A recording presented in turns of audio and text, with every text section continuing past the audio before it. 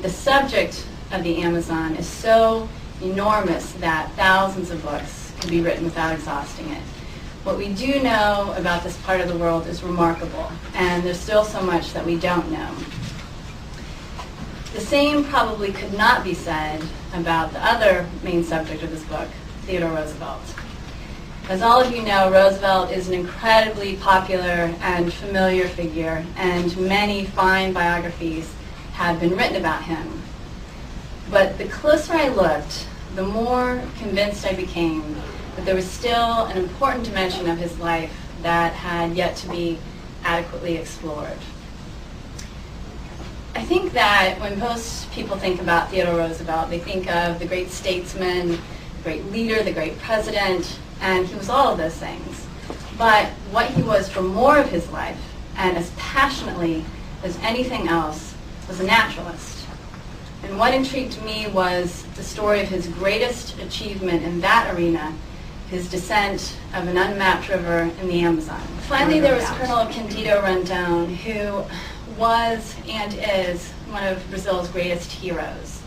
He was part Indian.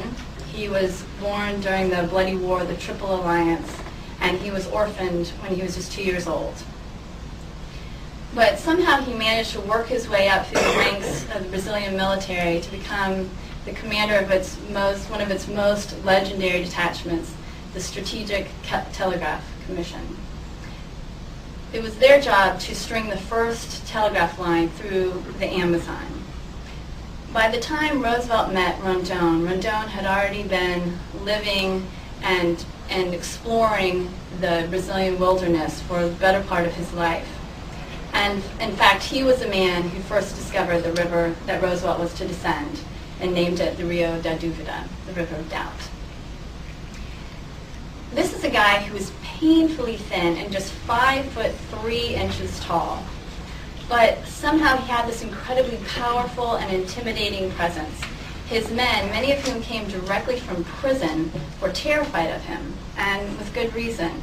He was kind and compassionate, but he was absolutely unbending. Rondon was passionately devoted to exploring the Amazon, but more than that, to making contact with and protecting its indigenous inhabitants,